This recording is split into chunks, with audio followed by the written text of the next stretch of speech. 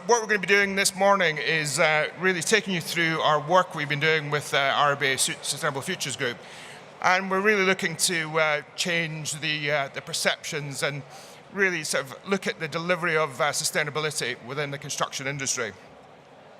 So we're going to introduce a few of the tools we've been working on, and really it's a kind of user engagement platform here. So we really invite you to kind of come and speak to us afterwards. If you've got any comments or concerns or whatever, then come and speak to me and my colleagues. So in terms of actually what we're doing at the RIBA Sustainable Futures Group, we've got a packed couple of years. I'll be chair for the next 2 years. We're really kicking off in 2019 is looking at the sustainable overlay.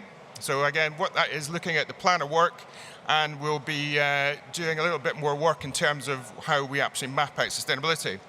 We're also looking at transparency of outcomes, and Alex is going to be talking about that throughout the next couple of minutes. And we're actually looking at a building user guide, or building for use guide as well. We've rewritten the RIBA awards criteria, which is actually what's used this year for all awards. And we'll be looking at energy and carbon literacy in terms of a CPD program. So that's really the actions this year. For next year, 2020, we're really looking to disseminate the work we've been doing. We're going to be looking at POE very, very carefully, and the RIBA is very much really behind this kind of POE.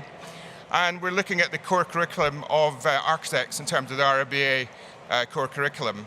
And finally, we're going to be looking at a knowledge base for sustainable futures.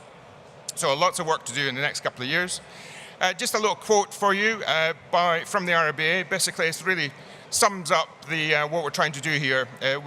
The new RIBA guidance will fully embed sustainability into the plan of work and provide the means for teams on any project to target sustainable outcomes in the brief, manage the delivery of them through each stage, and undertake meaningful analysis up to 3 years after handover. So that encapsulates everything we're doing, and you're going to hear for the next hour.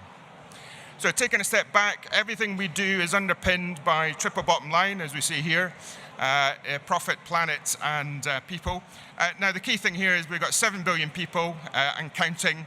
We've got one planet, so really comes down to is one planet living underpins everything we're doing, and we're relating everything back to the UN Sustainable Development Goals. For about 10,000 years, we've been doing this with architecture, as we see here, in terms of vernacular architecture. And so we've done pretty well in terms of up to now. 20th century, as we know, the international style. This is a kind of very much glass architecture. But the very little known fact about this building is actually Corbusier was taken back, employed about 40 years after it was built, to do a passive retrofit on it.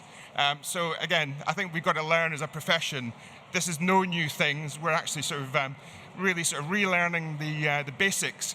But there's no time, really. There's 12 years or so. We've got to start being consistent. And that's what we're trying to do in the RIBA.